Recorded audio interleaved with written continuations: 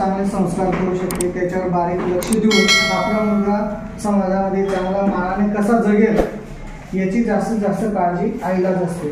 आणि म्हणून शासनाने माता गटाची स्थापना केली.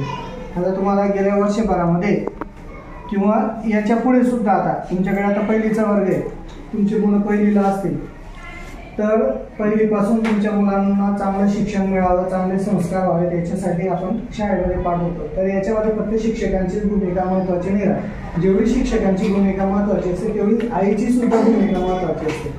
आणि म्हणून आईने सुद्धा वेळोवेळी आपल्या मुलांच्या शिक्षकांशी संपर्क साधायचा असतो, शाळेमध्ये येऊन भेटून. आणि आपण चौकशी करायची असते की माझा मुलगा कसा आहे, त्याला लिहिता येतं का, वाचता येतं का, काही अडचणी आहेत का.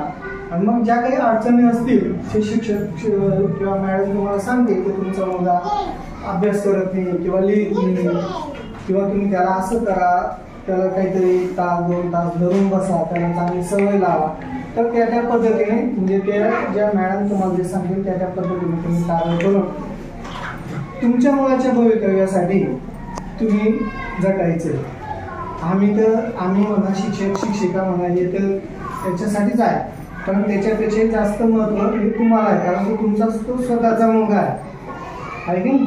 आणि म्हणून या मॅडम तुम्हाला जे जे वेळोवेळी मार्गदर्शन करतील, जे जे सांगतील, काही व्हिडिओ तुमच्याकडे मोबाईल असतील, काही महत्त्वाची माहिती तुम्हाला असं मीटिंग जेव्हा बोलवते तेव्हा येऊन जायचं आहे, त्यांच्याकडनं महत्त्वाची माहिती घेऊन जायची. तुमचे मोबाईल नंबर घेतले तर त्या मोबाईलवर व्हॉट्सअपच्या माध्यमातून काही व्हिडिओ टाकले जातील. त्या व्हिडिओचा अभ्यास तुम्ही पण करायचा आणि मुलांच्या अभ्यासामध्ये सुद्धा त्यांचा उपयोग करून घ्यायचा.